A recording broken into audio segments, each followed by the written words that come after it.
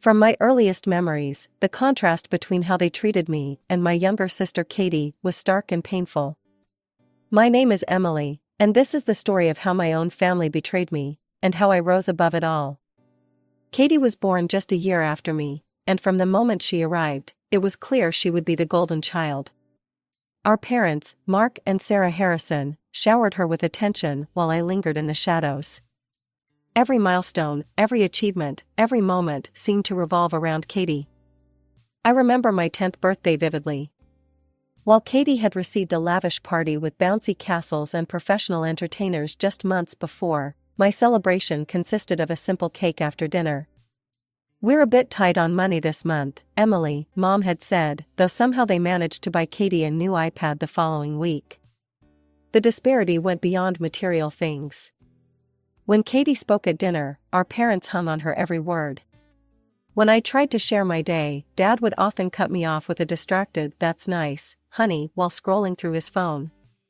The weight of their indifference was crushing. But the most frustrating part was the food situation. Katie had a severe peanut allergy, and instead of just managing her diet separately, my parents enforced a complete peanut ban in our house. I loved peanut butter sandwiches. They were my favorite lunch, but I wasn't allowed to have them, even at school. "It's not fair," I remember telling my grandmother Rose one afternoon while helping her bake cookies. "Why do I have to eat everything Katie eats? I don't have allergies." Grandma Rose was my sanctuary, the one person who saw me for who I was. Her warm kitchen became my refuge, a place where I could speak freely without fear of being dismissed or overlooked. "Your parents are making a mistake, sweetheart," she'd say, her wise eyes filled with understanding. "They think they're doing what's best, but they're not seeing how it affects you." I watched her measure flour into a bowl, the familiar motions comforting. Yesterday, Mom bought Katie new dance shoes because she said she might want to take lessons. But when I asked to join the science club, she said it was too expensive. Grandma Rose's face hardened. "I've tried talking to your mother about this, Emily. Just last week, I told her she needs to treat you both equally." "But Sarah," she sighed, shaking her head. "She claims Katie is more talented, more outgoing. Says you're too introverted, that it's harder to connect with you." Her words stung, but they weren't surprising. I'd overheard similar conversations before, my parents discussing how Katie was the special one, the daughter with all the potential. Meanwhile, I was just there. The quiet one, the less talented one. The one they had to accommodate but never really saw. While Katie's schedule was packed with dance classes, piano lessons, and art workshops, I spent my afternoons alone in my room, watching life pass by through my window. "Katie has such natural talent," Mom would gush at dinner. "Her dance instructor says she could go professional someday."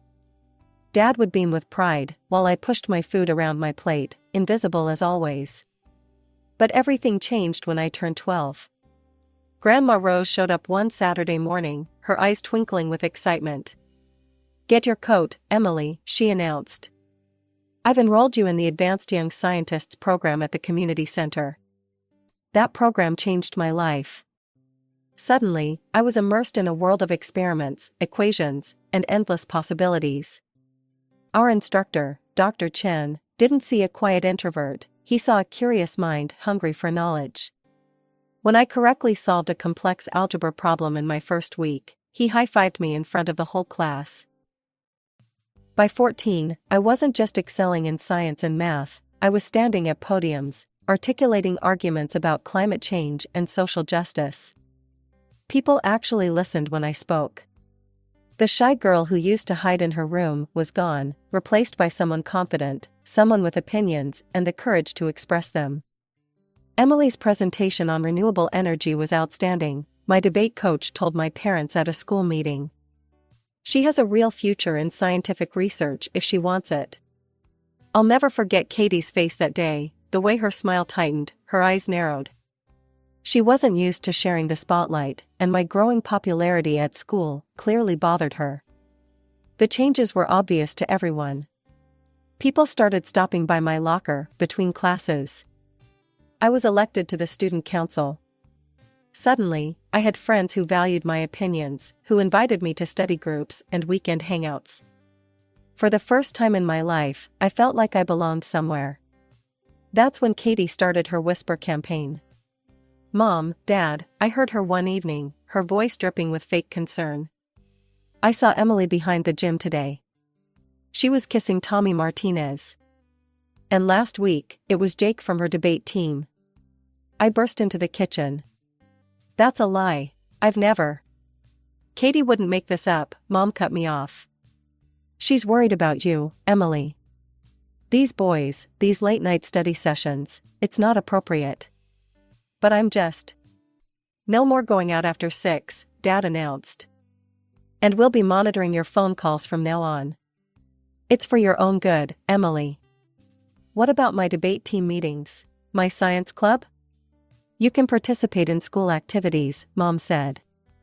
"But afterward, you come straight home. No exceptions." I looked at Katie, who was hiding a smirk behind her hand. She'd won again, and we both knew it. My newfound freedom was being stripped away, all because of her lies. As we grew up, Katie's antagonism toward me grew more pronounced. It wasn't enough for her to control my social life through our parents. She started targeting my belongings and the few friendships I'd managed to maintain despite the restrictions. One morning, I found my science project drenched in water, the careful calculations I'd spent weeks on bleeding into illegible smears. Another time, my favorite sweater, a birthday gift from Grandma Rose, mysteriously ended up with bleach stains. But the worst was what she did to my friendship with Rachel. We'd been close since middle school, bonding over our love of biology and bad reality TV shows. Rachel was one of the few friends who stuck by me despite Katie's previous rumors, but even she had her breaking point. "How could you?" Rachel confronted me one day at my locker, her eyes filled with tears. "Katie told me everything, how you write about Matt in your diary, how you're planning to steal him from me." "Rachel, that's insane. I don't even have a diary, and I've never..." But Rachel was already walking away, leaving me standing alone in the hallway. That evening, I cornered Katie in her room. "Why are you doing this?" I demanded. "Why do you have to destroy everything good in my life?" "You're paranoid, Emily," she replied coolly. "Maybe if you stopped obsessing over me and making up stories, you'd have more friends." I wanted to scream. Somehow, she always managed to twist things around, making me sound like the crazy one. And our parents? They never questioned her version of events. Then came Katie's 15th birthday. Mom spent days preparing for it, determined to make it perfect. The house was decorated with pink and gold balloons, and relatives filled every corner of our living room.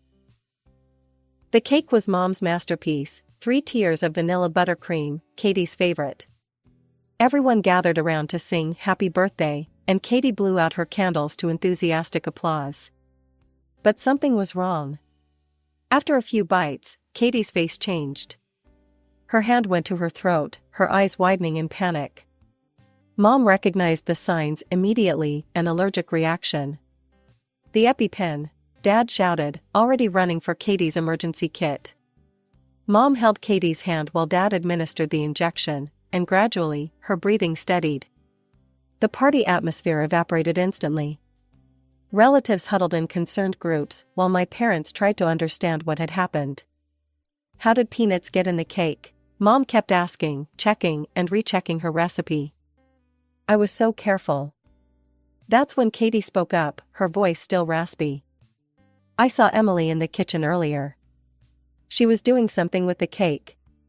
"What? No," I protested. "I wasn't even near the cake." But Katie pressed on. "Check her purse," she whispered. "The blue one, by the door." Dad grabbed my purse before I could react. And there it was, a small jar of peanut butter, one I'd never seen before, sitting right on top of my wallet. "She could have died," Dad's voice boomed through the living room. "What were you thinking, Emily?" I stood there, trembling, as my parents hurled accusations at me.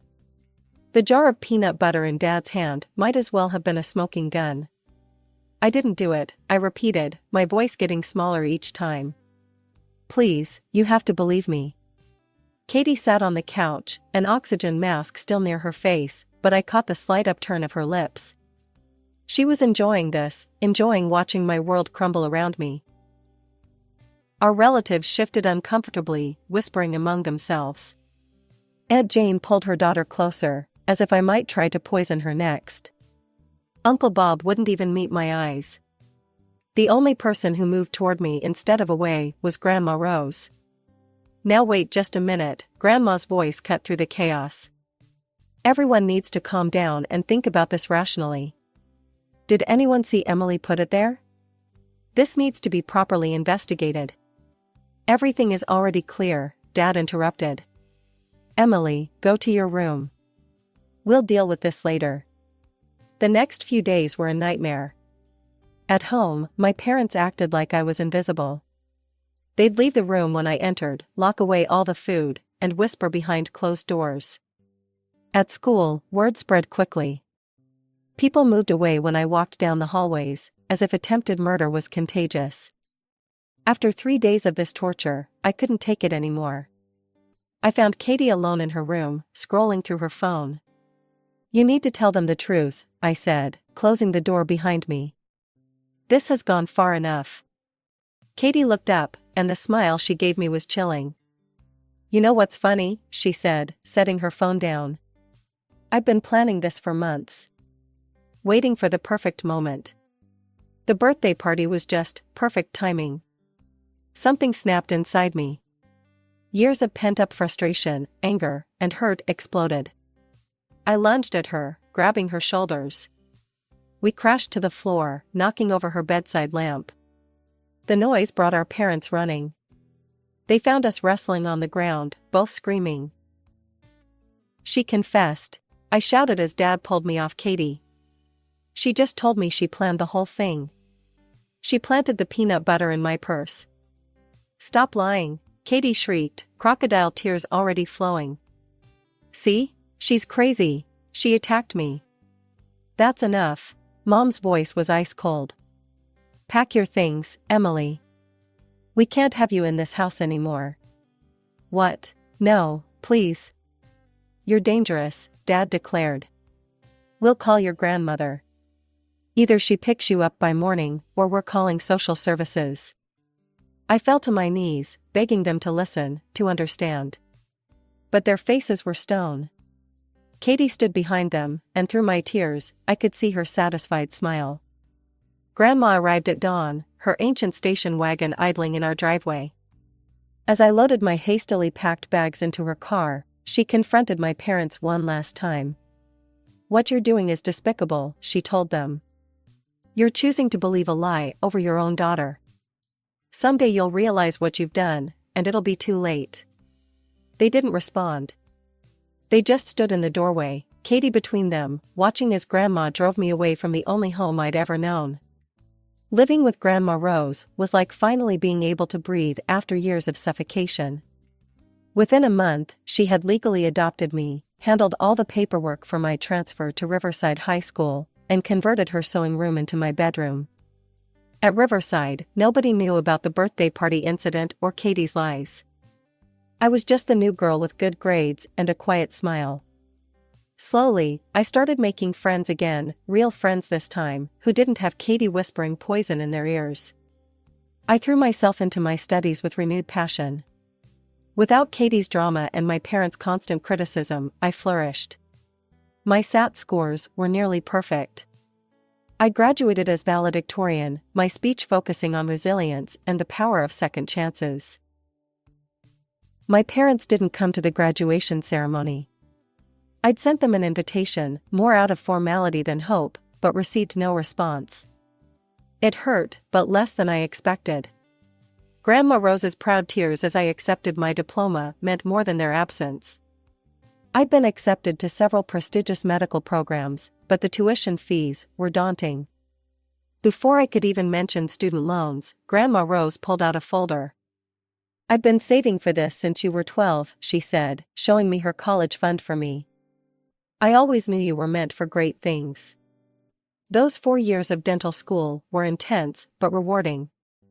I lived in a tiny apartment near campus, worked part-time at a cafe, and studied until my eyes burned. Through it all, Grandma Rose was my rock, listening to my excited phone calls about successful procedures, and never once doubting my chosen path. I had no contact with my parents or Katie during this time.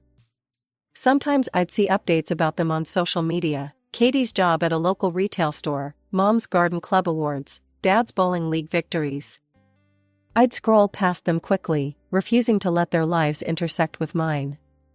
Finally, after years of hard work, I held my dental license in my hands. My first job offer came from Brighton Dental Associates, one of the most respected private practices in the city. I posted a photo of my diploma and license on Facebook, adding a simple caption: Dr. Emily Harrison, DDS. Dreams do come true. The response was overwhelming. Old school friends, distant relatives, even my third-grade teacher left congratulatory comments. Aunt Jane, who'd pulled her daughter away from me at that fateful birthday party, wrote, "We're all so proud of you, Emily." Uncle Bob posted, "Incredible achievement, kiddo." Looking at those messages, I realized something profound. I'd done more than just survive my family's betrayal, I'd transformed it into fuel for my success. My phone rang on a quiet Sunday afternoon. The number was familiar, though I hadn't seen it flash across my screen in years. Mom. My hand shook as I debated whether to answer. "Hello?" I finally said, my voice steadier than I felt. "Emily, sweetie." Mom's voice was syrupy sweet, the tone she used to use when asking Katie's teachers for deadline extensions. "We saw your announcement about becoming a dentist. We're so proud of you."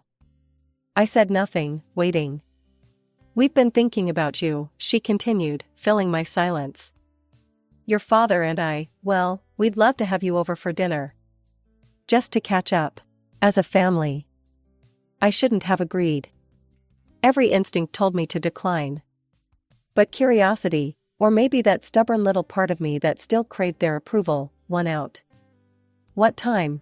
I heard myself asking. The next evening, I pulled up to my childhood home in my new Mercedes. The house looked smaller than I remembered, the paint peeling slightly around the windows. I dressed carefully: designer blouse, tailored pants, the pearl earrings Grandma Rose had given me for graduation. Armor, in its own way. Mom opened the door before I could knock. "Emily." She moved as if to hug me, then seemed to think better of it. Come in, you look so professional." Dad stood awkwardly in the living room. "Hey, kiddo." He'd aged more than I expected, his hair completely gray now, new lines around his eyes. "Is Katie joining us?" I asked, noting the table was set for 3. "Oh, no, she's busy tonight," Mom said quickly. "I made your favorite, pot roast."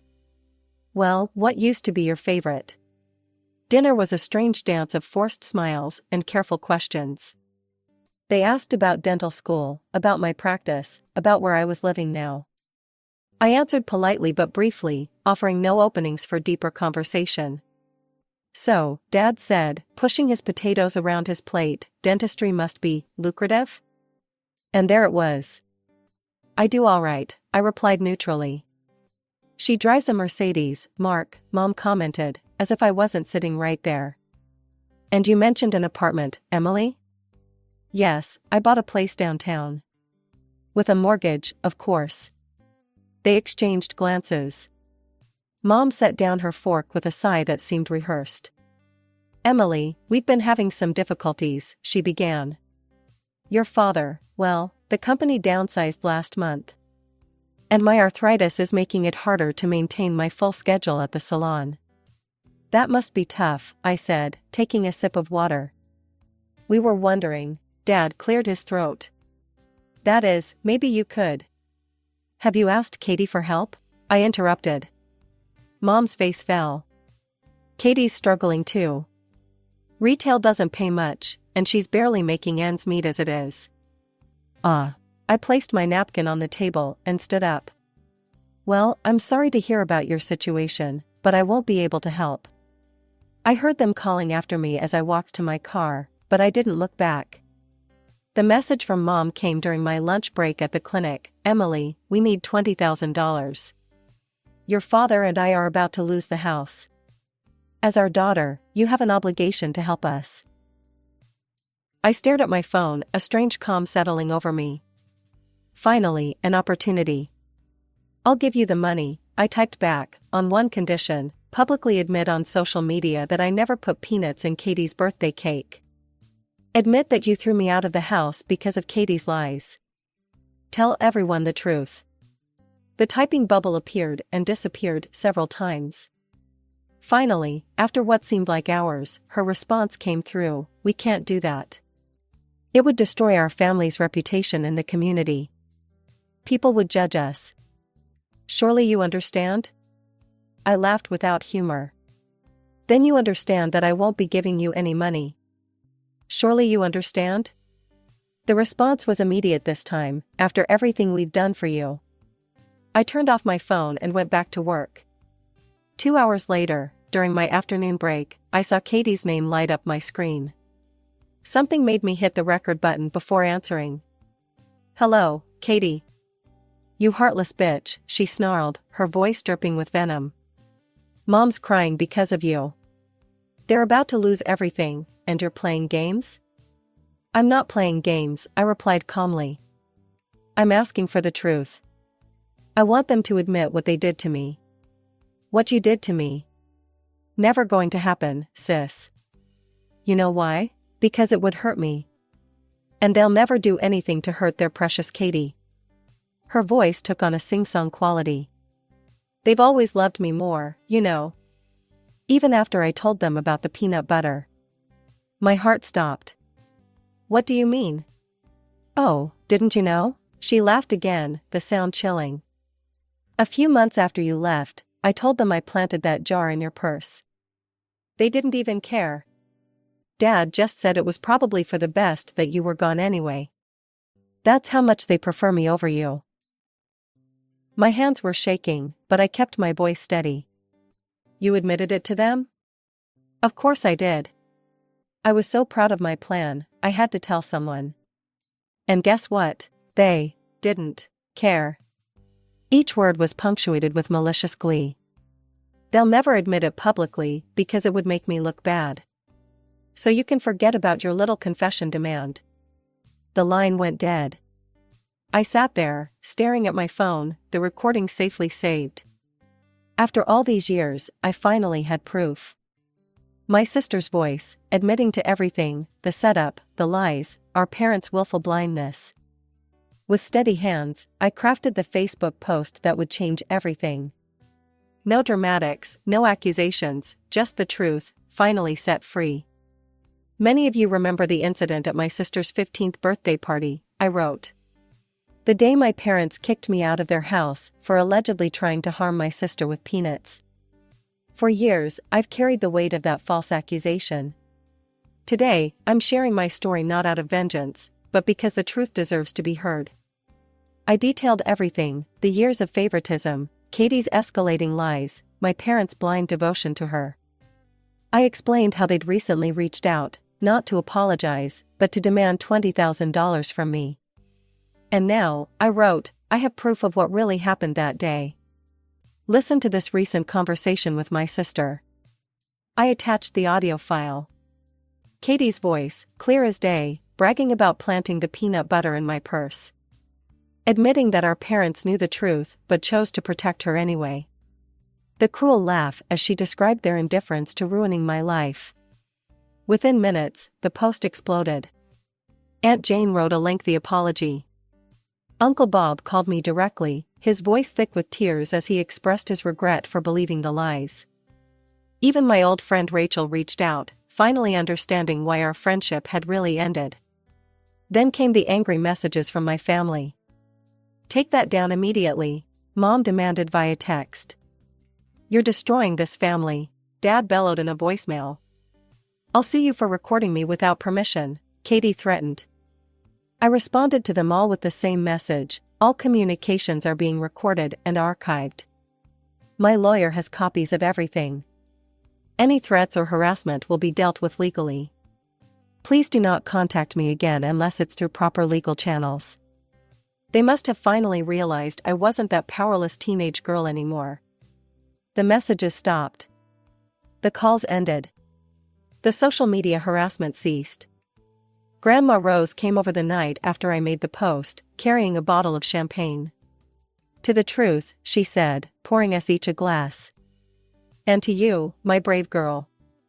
I couldn't have done any of this without you," I told her, fighting back tears.